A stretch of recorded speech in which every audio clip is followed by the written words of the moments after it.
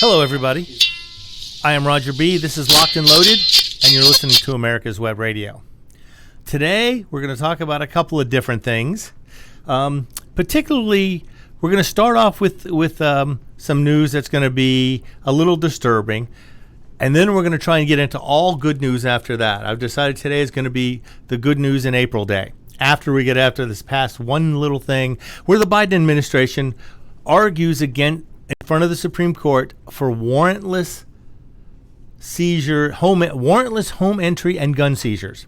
He wants to be able to come into your house, seize your guns without a warrant. And he had his team go in front of the Supreme Court to argue this point. Now, this argument came about a year after Breonna Taylor's death, who was the drug-dealing paramedic who was supposedly the victim of a no-knock warrant. But as it turns out, the police did knock. Even though they had a no-knock warrant, they chose not to exercise it. But he wants to just violate Fourth Amendment rights, come be able to march into your home or someone's home without a warrant and seize guns. So that would violate your Second Amendment rights as well.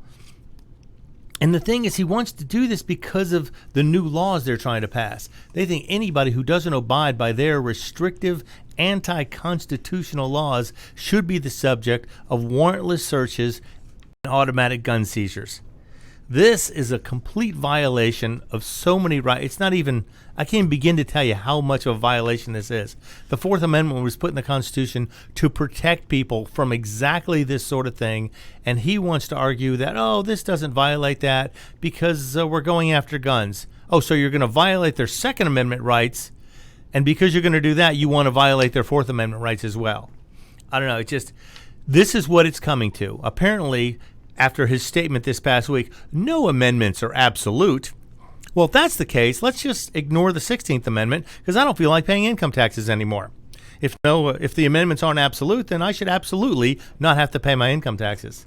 Of course, I probably will, or Joe Biden will execute a warrantless search on my house and try and steal the guns he thinks I have, which are actually in the bottom of a lake right now. But, because we all know gun owners are the worst boat drivers. Oh, my God, we're awful.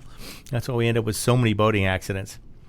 But apparently, this is something that is going to come down. I mean, I don't know how this is going to pan out. I've talked about this before because there was a case where a man and a wife were arguing when she supposedly told them they could search for things, and he said she did not say that. He didn't say that.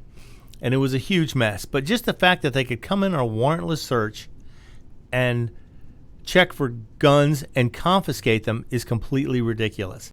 Now, the circumstances that led to that, I've talked about before, where officers have a right to go into a place where they see a need for assistance. If someone's passed out on the floor and non-responsive, they can go into the house and attempt to assist them. If they see a violent act taking place, they can go into the house without a warrant and attempt to stop it or see what the issue is at least.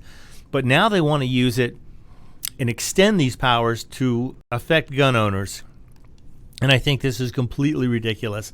And hopefully the Supreme Court will not rule in favor of this. I don't think they've ruled yet. And I don't know how this is going to turn out. But if any of the Supreme Court justices have an ounce of intelligence or any inkling of integrity to know they're supposed to be there to support and uphold the Constitution, then hopefully they will stand up and say, no, this is not going to hold water. We got to let this go. You're going to have to get a warrant if you want to go perform a search. It's crazy. These politicians will sit there and swear on a Bible in front of God and everybody that they are going to support and uphold the Constitution, defend it against all enemies, foreign and domestic, and then they turn around and lie right through their teeth. Which there was somebody suing politicians in his state for perjury because they lied about supporting the Constitution. So this is something that could be an issue from here on out. Let's see how many politicians, if they're subject to prosecution, would stand there and swear that they're going to uphold the Constitution if they are prosecuted for it. That would be interesting to see. Okay, now we're going to try and get into mostly good news in April. First, there's been a question posed to me, can you get arrested or can you get in trouble if you are a concealed weapons carrier and you're wearing a mask? Now, this is based on old laws, probably from the 1800s, where bandits used to wear masks. And now they're trying to, some people are saying, well, if you're wearing a mask, you're not supposed to have a gun. That's the law in certain states. And yes, it was true for bandits robbing people. If you wore a mask, you were considered a bad guy. But today, with the public health initiative, people wearing masks are not doing so to hide their identity. They're doing so in order to help public safety efforts to eradicate, the coronavirus. So there are laws that they could construe to get people in trouble for this, but generally speaking, no law enforcement official is going to arrest you for wearing a mask if you're a concealed carrier, unless, of course, you're doing something else stupid, waving the gun around in public or threatening somebody with it or discharging it within certain city limits or county limits without any good reason. So chances are, this is one of those internet myths that has been spread. Well, in certain states, you're not allowed to do this, and you cannot wear a mask while you're concealed carry. And a lot of these are in the concealed carry acts of certain states. So theoretically, you're not supposed to, in certain states, carry a weapon while wearing a mask. But because of the reason for the mask wearing, I think a lot of these states, a lot of these officials are going to let this go. It's not going to be an issue you're going to have to deal with. But then again, this would be an interesting test to see if the government would go to these extremes to try and stop people from wearing a mask, just like they have with the marijuana. A lot of these states have legalized marijuana for certain users, for licensed individuals, for people with, permits or cards or whatever. Now, because marijuana is still a controlled substance according to federal law, you cannot buy a gun if you answer your Form 4473 correctly, being a marijuana user. Even if it's legal in your state, it is still not legal by federal standards. So if you're a marijuana user of any type and you admit to it on your federal form, you will be denied purchase of a gun. So I could see them maybe in state or local levels asking, do you wear a mask when you go out in public? Oh, yes, I do. Then you will be denied a concealed carry permit because you're wearing a mask. I don't think it would come to that. That would probably end up being a lawsuit that would be really fun to watch the courtroom version of that. That would be entertaining. So, Your Honor, I was wearing a mask for the promotion of public health and safety, and they told me I couldn't get a concealed carry permit because I was wearing a mask. So they force you to wear it by mandate, and then they tell you they're going to take away your rights if you follow their mandate. So, but most of these are old because of like I say, it was to stop racism. It was to stop KKK members from wearing masks and carrying guns, or even back as far as the Old West, when bandits used to wear masks in order to perform robberies, and they didn't want people wearing masks and having guns. So this is, hopefully more modern times and more cool heads will prevail if anything like this ever comes up in front of a court of law. But I would like to see the arguments there. Oh, you were wearing a mask, you're not allowed to have a gun. And in some states where they're what they call may issue, where they have to have a reason to give you a weapons permit, they may decide that wearing a mask is a reason why you don't get one. But so far, I haven't heard of any of this actually taking place. So far, as odd as it may seem, the politicians are seeming to be reasonable. Law enforcement seems to be reasonable about this, and they're not enforcing these archaic laws that may still be on the books. Okay, I have one more sad story. Actually, this is a lesson learned. This is actually an old story that's been floating around for a while, and I just ran across it again. I thought I'd bring it up. This is about a person they were in the middle of an armed robbery in California.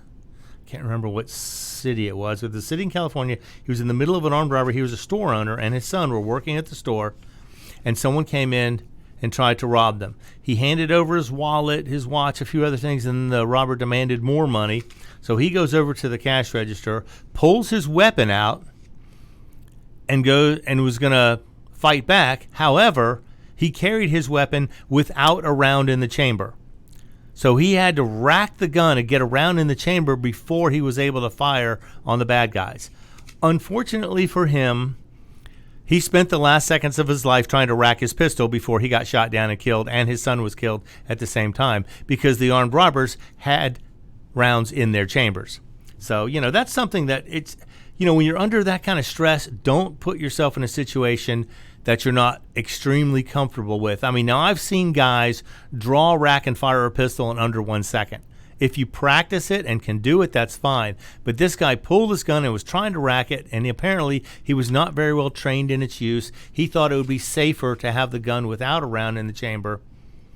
Apparently he was mistaken, and he paid for it with him and his son paid for it with their lives. So, when seconds count, don't be fumbling around with your gun trying to figure out how to put a round in it. Because when you're under stress, your fine motor skills deteriorate. Your vision you can get a bit of tunnel vision. You can lose some of your ability to think clearly. You want to have that weapon ready to go. And again, training is everything. If you're used to drawing that weapon and racking it at the same time, that's fine. But if you pull it out and have to fumble with getting the slide rack back to get a round in the chamber, that's going to be seconds you don't have to risk if you're under the gun, pun intended. If someone's got you at gunpoint, you don't have time to rack your slide before you go start shooting somebody. That as soon as that gun makes an appearance, it needs to be active and ready to go. If you don't feel comfortable with this, then that's fine. I mean, don't do it, but just consider the consequences. Now, this guy, being that he was a convenience store owner or store owner, he was in a high-risk position anyway. If you work in a liquor store or a convenience store or a store that's traditionally targeted by petty thieves, you probably need to have more training than most people. You need to be aware of your surroundings. You need to be able to look at people when they come in the door and just try and make a predisposed decision on whether they seem like they may be a threat or not. And you have to be prepared. And not having a round in the chamber in this situation cost this man and his son their lives. But the rest of us can learn from their mistakes. If you feel like you're in that situation or you feel like you may not have the time in a robbery situation, keep a round in the chamber. If you want, have a gun with a safety. A safety is very easy to remove in a heat of battle, while racking a gun sometimes is not, unless you train for it. And I've seen the guys train for it. I've seen guys who do drills just for this purpose. In fact, I've done some of these. Have someone else load your magazine for you, put a couple of dummy rounds in there, and when that dummy round strikes, see how fast you can react, tap the magazine, rack the slide, and get another shot out. That's something you should practice anyway, because if for some reason that first round doesn't go off in a semi-auto, there's going to be no issue. If you have a revolver, this is not a problem, because you don't keep a round under the hammer. That's fine, but then that first trigger pull, it's going to go off. If not, the second trigger pull. There's no thinking there. There's no skill set needed other than pulling the trigger. So be aware of that. If you don't feel like you want to carry one in the chamber, by all means, just carry a revolver, or don't carry one at all if it's going to get you in a situation where you'll be eliminated if you're not doing the right thing. So, all right, we'll be right back after these messages. I'm Roger B. This is Locked and Loaded, and you're listening to America's Web Radio. Hello. My name is Colonel Retired Rick White, a United States Army veteran, and I'm the director of the Georgia Military Veterans Hall of Fame. I would like to encourage all Georgia veterans to consider being nominated to the Georgia Military Veterans Hall of Fame. If you are a Georgia veteran, and the Georgia veteran's definition is you are either born in this state, or you lived in the state 10 years, or you raised your right hand and joined the military in the state of Georgia, you are considered a Georgia veteran. For further information, go to your website at www.gmvhof.org, or you can contact me at 678-427-0915. Nominations need to be in by the last Friday in August each year. Again, if you're a Georgia veteran, or you're a friend or family member of a Georgia veteran, living or deceased, please consider nominating that veteran to this highly noble and rare Hall of Fame for our great state. Thank you so much. Hi, this is Rocky Blair, former four-time Super Bowl champion with the Pittsburgh Steelers and Vietnam veteran. As a board member, I'd like to talk to you about Warriors to Citizen, a nonprofit organization that helps American heroes, soldiers, police, fire, EMT, and their families recover from the psychological harm caused by career-induced stress. Over the last 20 years, broken relationships have been a major causal factor for the highest documented divorce rate and resulting suicides in this population. This program, From Warriors to Citizen, is delivered free to families by professionals, all whom served in uniform and understand the needs to be addressed. I ask for your support, so please go to our website, warriorstocitizen.org, and find out how you can help, either by making a donation or sharing this information with an American hero that you may know. And thank you.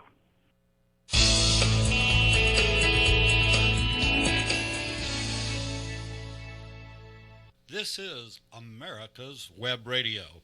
Would you like to have a show, talk about your business, or express your opinion on America's Web Radio?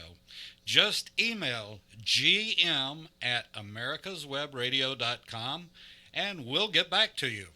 Thank you.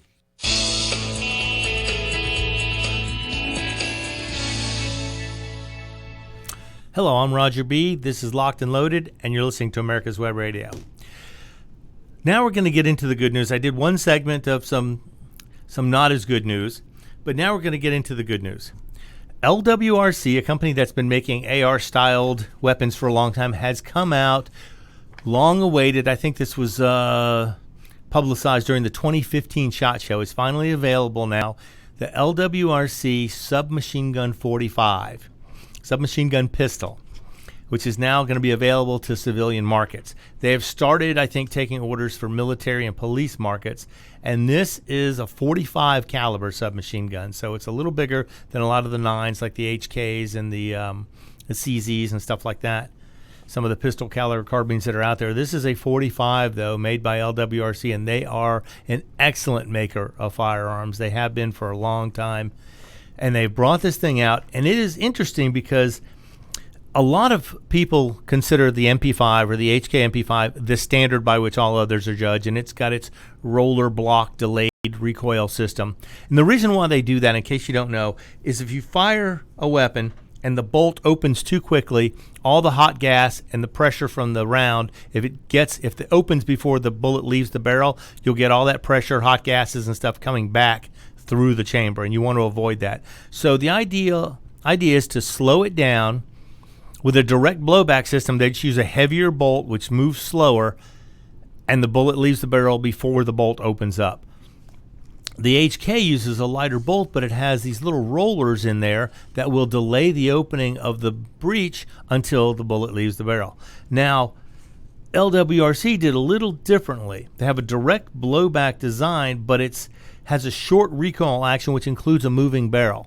So there's a little ring inside the bolt that holds on and has to be stepped down before it comes loose. So it delays it just enough to be able to get the bullet out of the barrel before the bolt opens. Normally they have to run a heavier bolt to do this with a blowback design, but they found another way to do it. The locking collar engages the top of the feed ramp and is pulled downward as the barrel moves. So it gives it just that couple of milliseconds to let the bullet leave the barrel before it opens the chamber.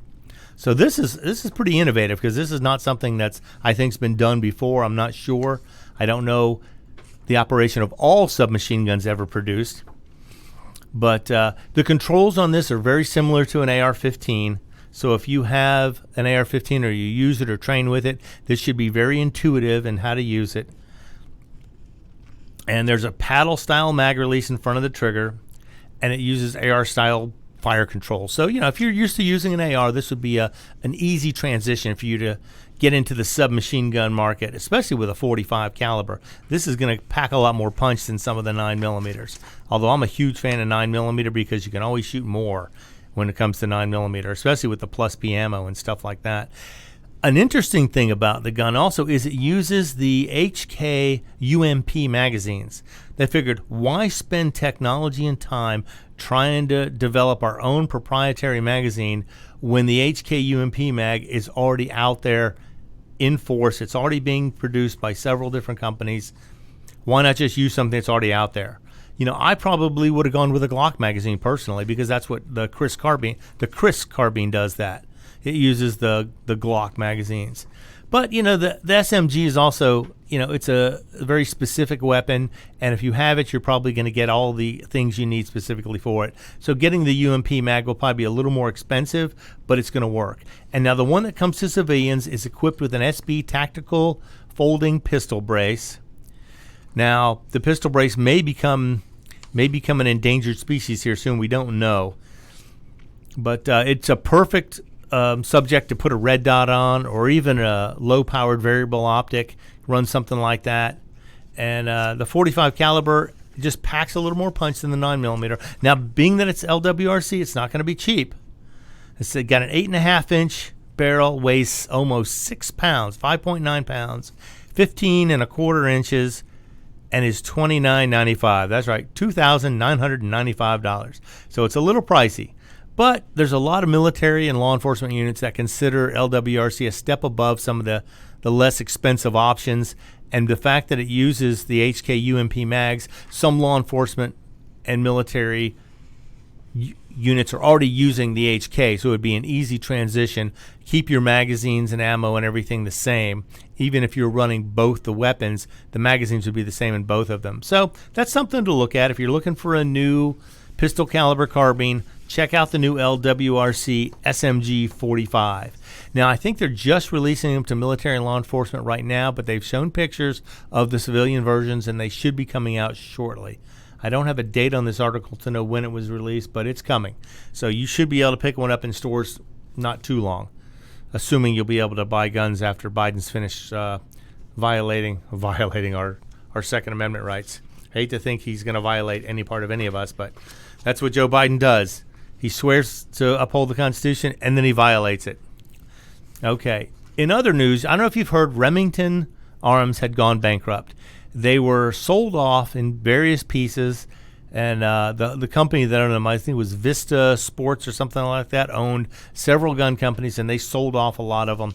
Well, the company that had purchased Remington Arms ammunition has started gearing up. They're making ammunition again, so you soon will be able to find Remington Arms ammunition in stores. They said they're operating 24/7. They're running shifts. They made an agreement with the United Mine Workers of America, which is who the union is in the, the manufacturing plants. Now, they're in New York right now. However, they're talking about moving some of their plants to the Alabama base. So if they do that, they should be able to gear up even more, maybe run both plants. That would be ideal. Especially now with the price of ammunition, it should be very lucrative for them to run as much as they can. And the president came on, and the president of Remington Arms Ammo was on. I saw a video. He said they're going to be running as fast as they can, as safely as they can. They will never sacrifice quality for quantity. They're going to try and gear up to get these people their ammunition. Now, the Remington Arms has been in business since 1816, so it's an old company. It's over 200 years old. And it was bought by the Round Hill Group, and now they're going to start making this ammo, so hopefully you'll start seeing it on the shelves again, because the ammunition supplies have been very sporadic at least. So we'll see if this helps by pumping tons more ammo into the supply line. Maybe this will help catch things up. It seems amazing that any company could go bankrupt during these last couple of decades of ridiculous gun sales. But so look on your shelves for Remington ammunition. It should be available shortly, and the president assures us he will not sacrifice quality for quantity, so you'll get good quality ammo, hopefully at a better price than you've been getting it at. We'll see. I figure the more suppliers there are, the better the ammunition prices are going to get. Now we're going to talk about President Biden for a minute, because there's something he did that was good. He sent out stimulus checks. And it turns out the Biden stimulus checks have sparked a historic surge in gun sales, especially AR-15s. So if you got a stimulus check and spend it on guns, you are not alone. Apparently, this has driven gun sales to ridiculously new highs. Last year, we had about 21 million gun sales in 12 months. This year, so far, let me see, I have numbers here somewhere. I think we're over 12 million gun sales for the first quarter, which means if that stays on track, which it may not be quite that high, but we could stay on track for over 40 million gun sales this year. Now, what I want all you new gun owners to think about is defend your rights to keep your gun. Don't vote for the same idiots you were voting for before you were a gun owner. But we'll see. I mean, if Biden comes out with another stimulus check, it may spark even more gun sales. The fact that he's talking about taking the guns away and then handing out $1,400 to every man, woman, and child out there, that is just brilliant. Let's threaten to take their guns away and let them know we're going to give you some money here, so if you want to buy something, now would be the time to do it. It's just awesome. I love this stuff. Whenever you get a stimulus check, people are going to buy stuff that it's they're going to buy stuff that they wouldn't normally get because this is found money for them. This is not stuff that they're normally going to buy, especially if they're working and getting a steady paycheck. They get that extra $1,400 or $2,800 if you're a couple, or more if you have kids. You know, you're going to go out there and you're going to buy something you probably wouldn't normally buy, but it is to help stimulate the economy, to help pay bills for people who have not been working full time. So that's something that you're going to see a lot of now. And that, of course, it's going to spark some shortages in guns. There's going to be some shortages in the gun market because now that people have all this money and they start buying guns, and especially the AR-15s. The AR-15s apparently are flying off the shelves because that seems to be the one weapon Biden keeps hammering after, keeps deciding he's going to try and take away. And that's the one that everyone wants to get because everyone, you tell somebody they can't have something, what's the first thing they want to do? They want to go out and get one. So everyone who's out there buying AR-15s, more power to you. Hope those stimulus checks go as far as they can. I'm going to run some quick numbers here. This is just January, February, and March of this year, of 2021. January, 4,317,804 sales. February, 3,442,777 sales. March, a record-breaking 4,691,738. That is the highest month ever recorded since they've been keeping records of background checks to indicate gun sales. Now, these numbers are not actual gun sales. These are the NICS checks. But one check can be used for multiple gun purchases. A lot of states have a requirement. If you have a gun permit, then you've already undergone a background check. You don't need to undergo another one. So these numbers could be a little low. Also, they don't include, these are just checks. If someone was denied purchase of a gun for whatever reason, that would be one that would be a negative in that column. But overall, for the first quarter, 12,452,319 gun sales. And like I said, if this keeps up, if that were to stay throughout the next 9 months, we'd be at almost 49 million gun sales this year alone. Now, I have a feeling once the stimulus checks diminish and the money goes back to normal, these sales are going to drop down some. But while Biden is pounding for gun control and pushing harder than ever before, the gun sales are going to keep on going up. But don't be discouraged if you're trying to buy one for the first time. You know, this may be the last time you ever get one, so look into it. All right, I'm Roger B. This is Locked and Loaded. We'll be right back after this on America's Web Radio. If you live to serve and want to make an even bigger difference, consider joining the U.S. Army. With training in fields like medical care, linguistics, and engineering, an Army career can amplify your efforts with humanitarian opportunities all over the world. Plus, you'll receive competitive pay and incredible benefits, so you'll be taken care of, too. Learn more at GoArmy.com.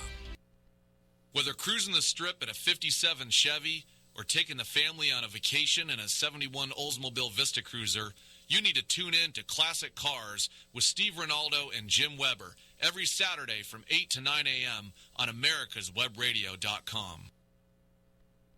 The Docs for Patient Care Foundation is your way to join the fight and become a member of an organization created by doctors for patients, dedicated to fighting for your healthcare freedom and preserving the doctor-patient relationship.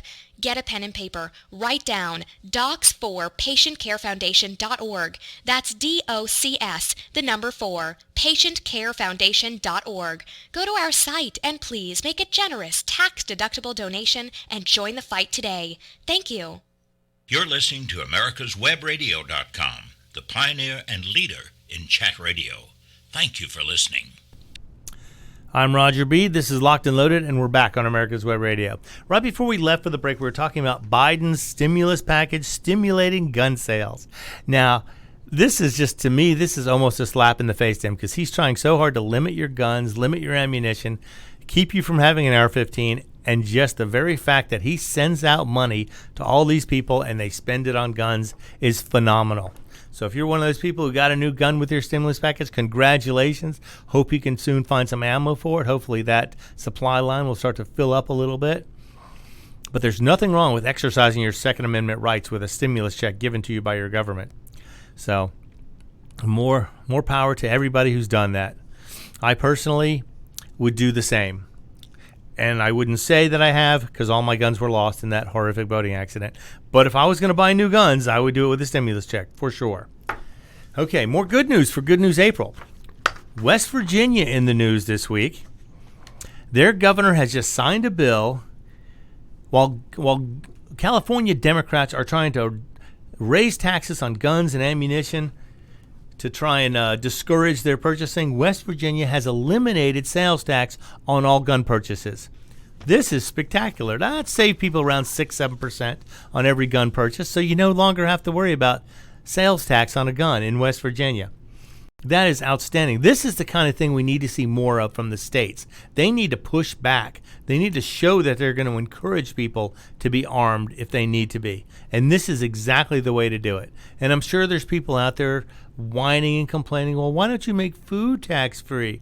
Because food is not a guaranteed right in the Constitution. No bill in the Constitution, there's no amendment that says thou shalt have free food or the government shall hand you free food. No, but there is one that says the right of the people to keep and bear arms shall not be infringed. And putting a sales tax on guns, the West Virginia governor thought was an infringement to people buying whatever kind of guns they wanted. So they have eliminated the state-level sales tax on all guns, on all firearms and ammunition starting on July 1st. This is H.R. 2499 if you want to read about it. And I salute the governor of West Virginia for doing this. This is a fantastic way to try and push back a little bit against the, I would say, the communists, the socialists that are trying to take guns away from law-abiding citizens. Now, I understand you don't want criminals to have guns. I get it. I get that. But now, when it comes to law-abiding citizens, there should not be any infringements to their owning a weapon. And in West Virginia, there's one less, which is great. Okay, now we're going to go to Arizona for some more good news. Imagine that. Good news after good news after good news.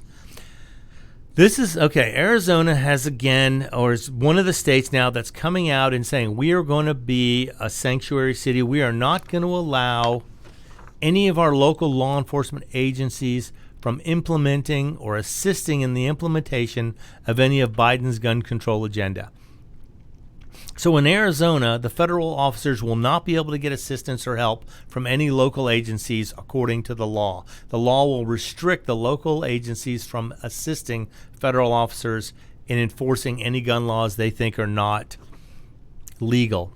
And by constitutional rights, most gun laws are not legal, especially against law-abiding citizens. Now, if someone was a criminal, I guess they would offer assistance, especially if they were somebody that they were seeking anyway.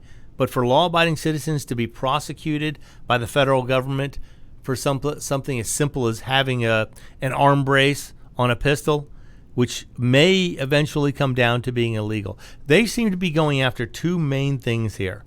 They're going after the pistol braces, and they're going after what's called ghost guns. Now, for those of you who don't know what a ghost gun is, it's a gun you manufacture at home yourself for your own personal use.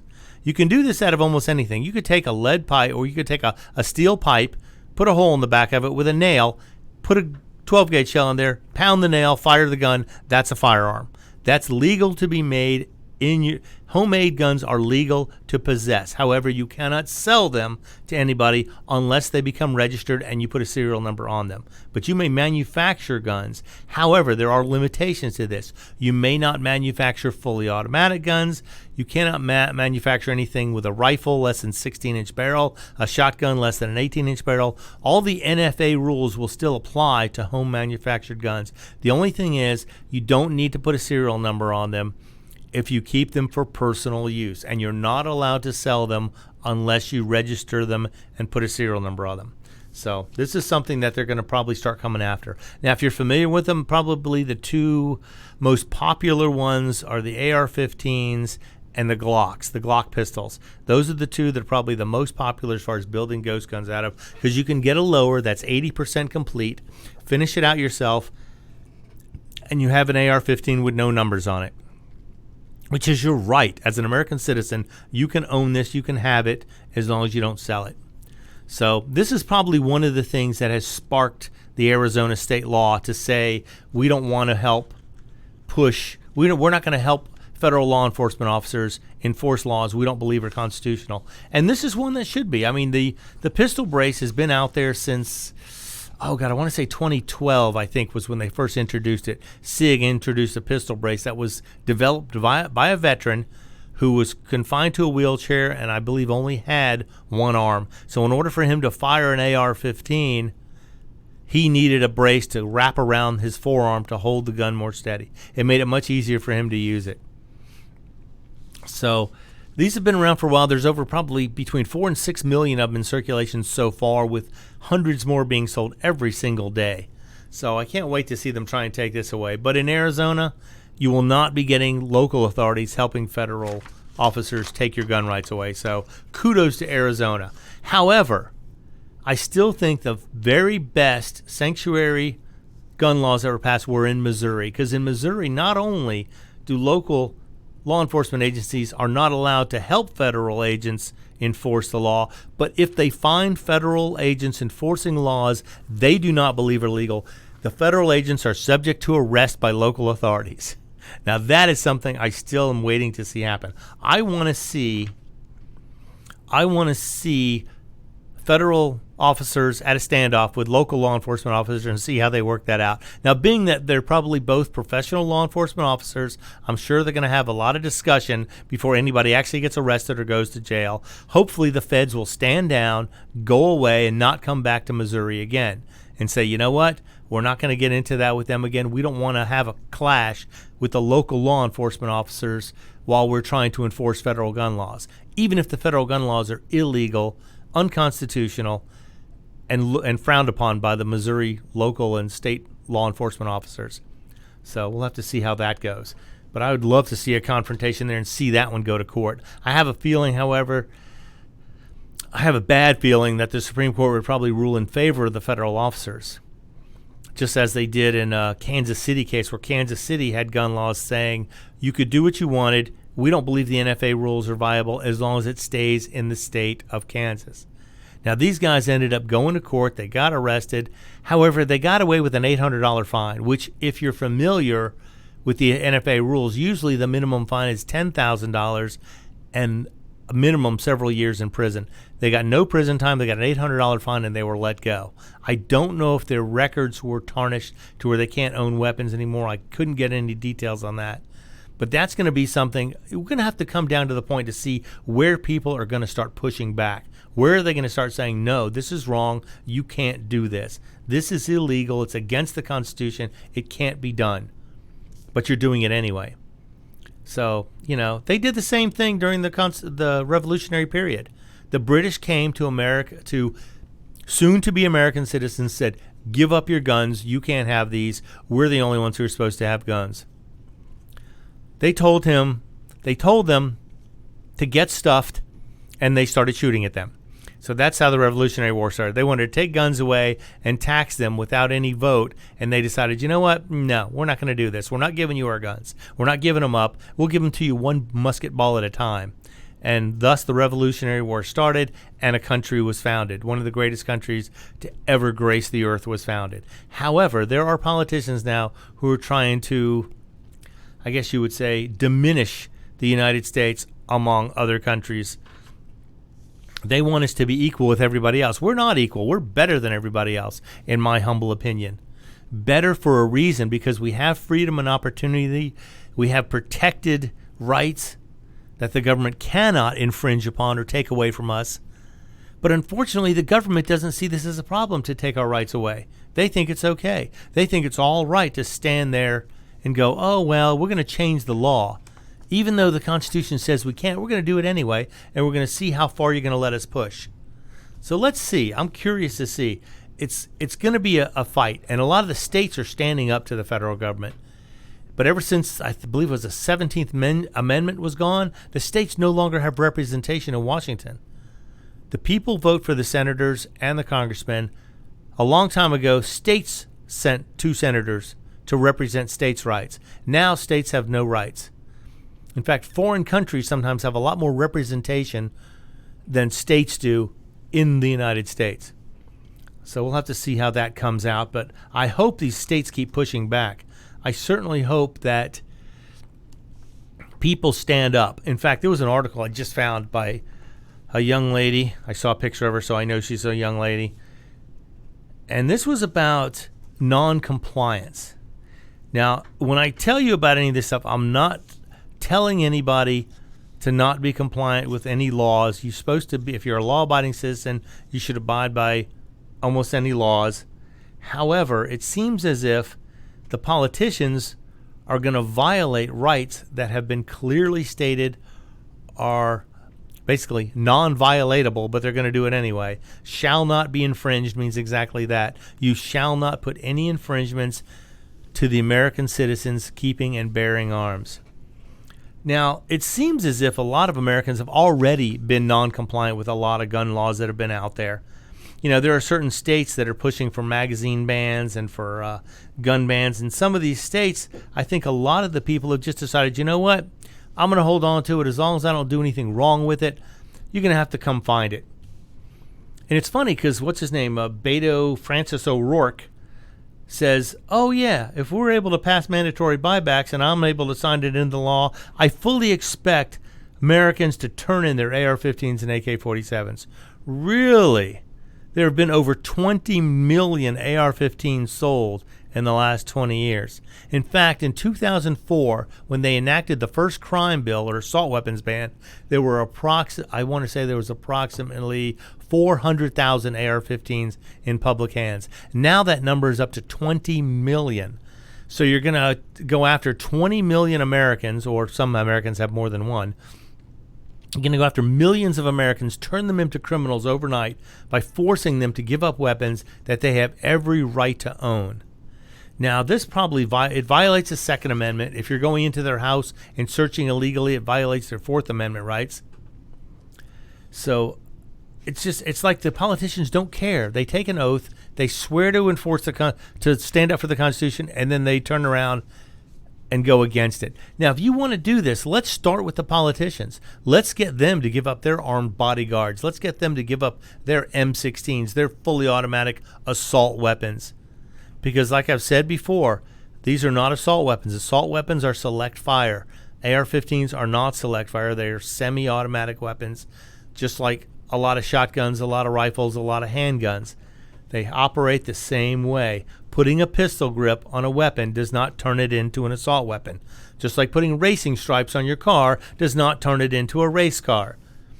Otherwise, half the people driving out there with modifications done to the car would be illegal because they're driving race cars on the street. We all know you can't do that.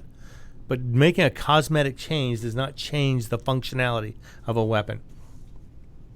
So, as far as O'Rourke goes, what did he say? Oh, mandatory buyback. Yeah, we'll be back for this in just a minute. I'm Roger B. This is Locked and Loaded, and you're listening to America's Web Radio. Hi, this is Steve Ronaldo, host of the Classic Car Show on America's Web Radio. Just talking to you about antique car insurance. I think that if you're looking for the best coverage for your classic car, consider J.C. Taylor Insurance. They've been my insurer for years in this hobby and have the top rating of all of the insurance companies in the hobby. When you get ready for insurance, call J.C. Taylor or visit jctaylor.com on the internet.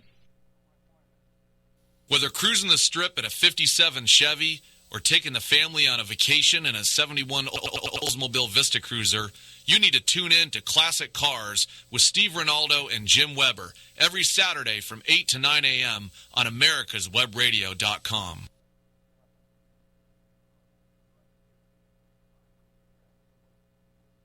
If you live to serve and want to make an even bigger difference, consider joining the U.S. Army. With training in fields like medical care, linguistics, and engineering, an Army career can amplify your efforts with humanitarian opportunities all over the world. Plus, you'll receive competitive pay and incredible benefits, so you'll be taken care of, too. Learn more at GoArmy.com. You're listening to America's Web Radio on the AmericasBroadcastNetwork.com. Thank you for listening.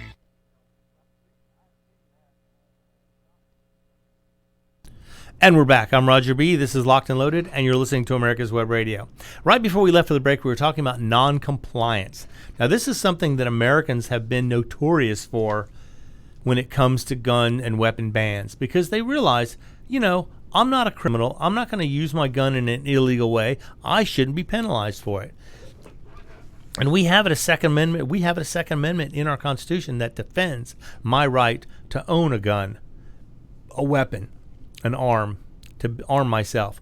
Now, it's funny because you even look at other countries where they do not have a Second Amendment right. It is not part of their Constitution, and they still have trouble with non-compliance.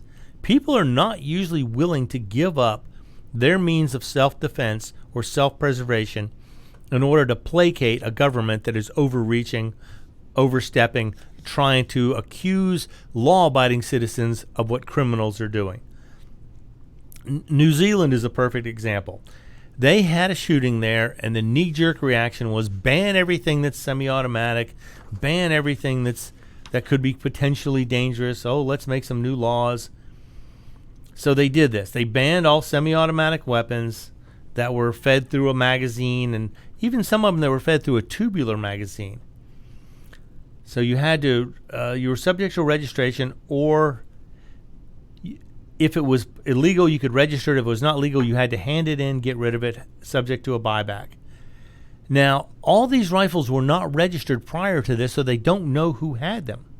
So they had to estimate based on sales that there were roughly, I think they heard the number, 170,000 of these guns at the time the buyback started, and owners of these firearms were required to submit to a mandatory buyback. That's confiscation. That's all it is. They're taking your gun away. I don't know what they're going to give you for it. You know, they say a lot of it was part of the value. So they weren't even paying full price for these things. And as of now, this has gone, let's see, for 2 years now, this law has been in effect, and they have indicated they've got 57,000 of these firearms in. So that's over 110,000 of them are still out there not being handed in.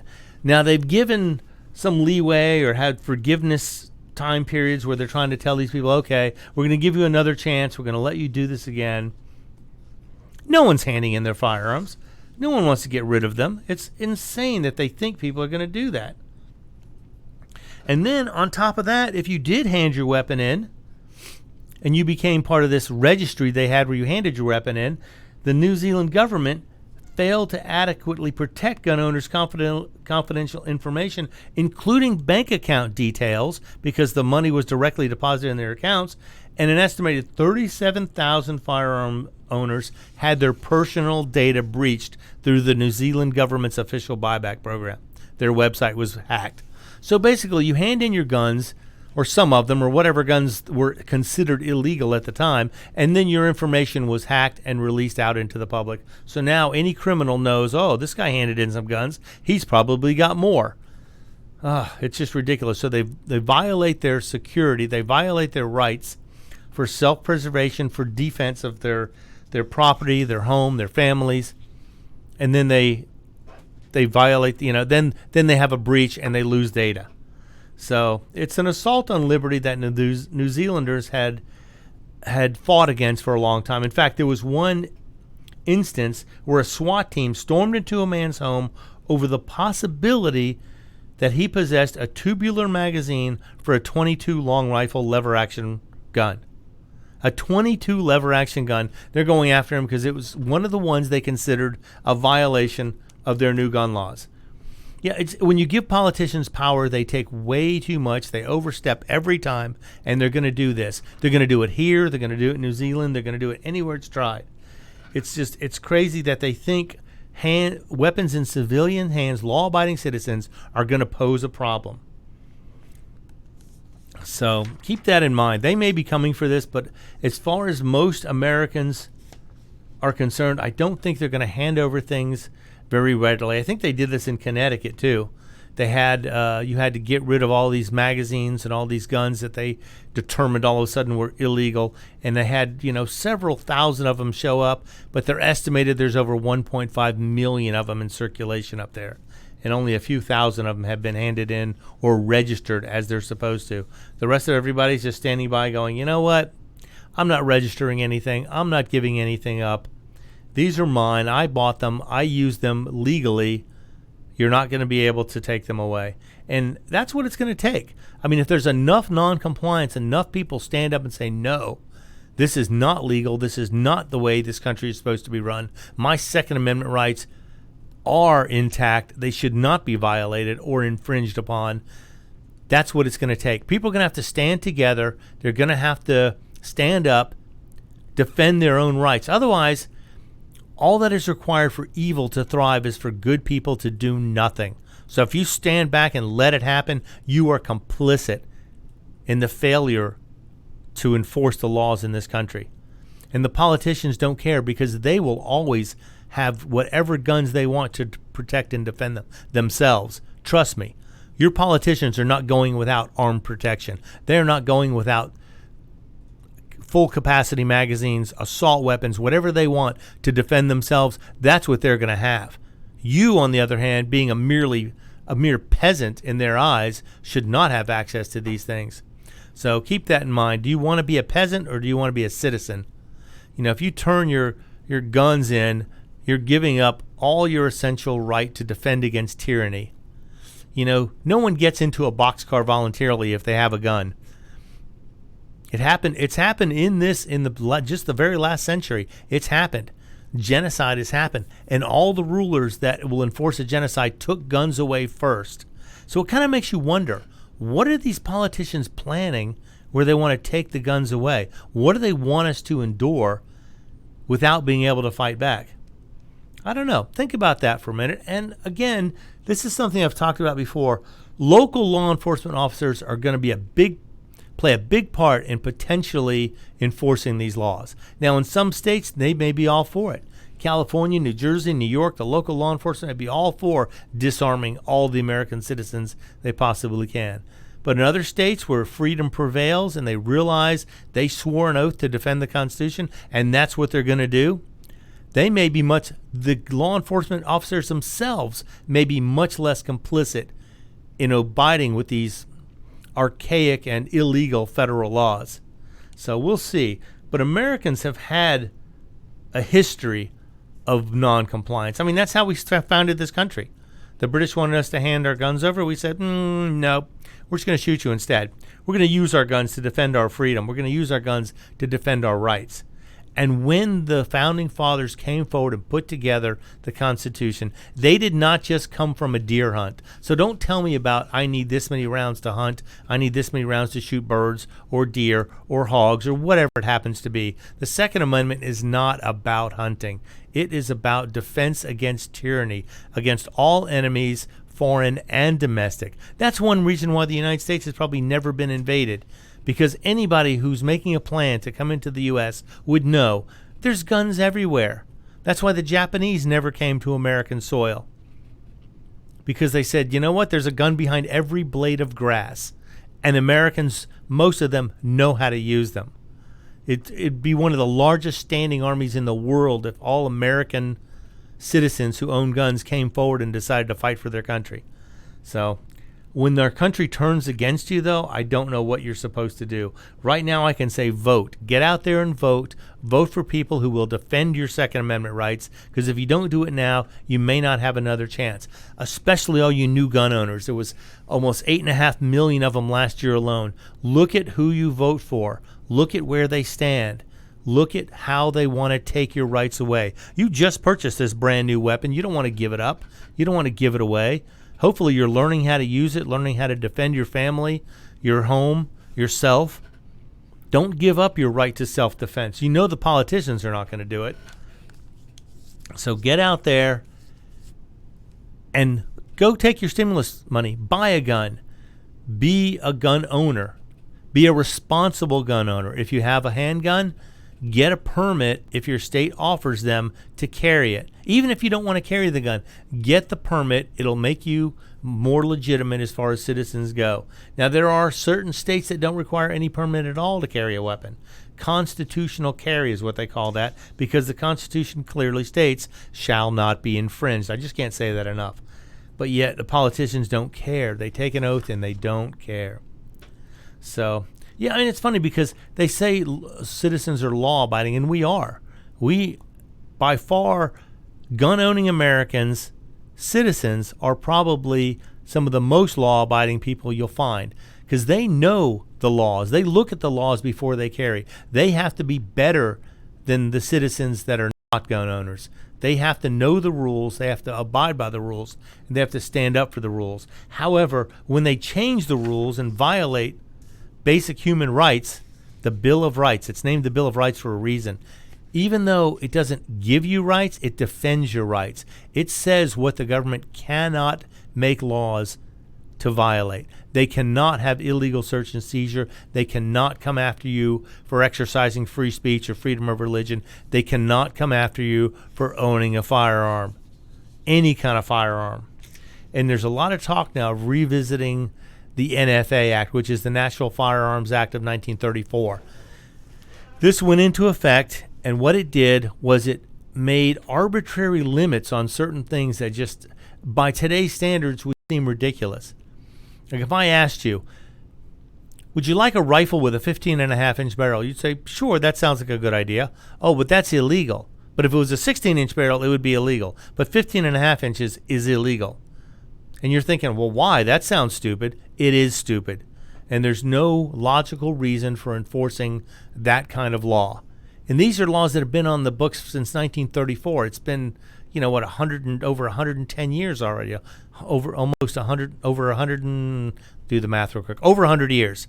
These laws have been on the books, and to date, I think there have been 3 instances in over 100 years where, actually it's not 100 years. Anyway, there's been only 3 instances where someone has used an NFA item to commit a crime. 3 instances since 1934. That is not anything to worry about. That is not anything to get excited about. That is not anything that should be at anybody's forefront. It's just the way they're talking about these things. They assume every law-abiding citizen is a potential criminal if they have a gun. But we are not criminals. We are law-abiding citizens. We are not slaves. We are not subjects. We are citizens. And citizens should control the government. They vote to put these guys in office. They are representatives. They're not rulers. They represent us, the people. We, the people, have control over who represents us. All right, that's all I got for today. I'm Roger B. This is Locked and Loaded, and you're listening to America's Web Radio. You're listening to America's Web Radio on the AmericasBroadcastNetwork.com. Thank you for listening. Hello, my name is Colonel Retired Rick White, the United States Army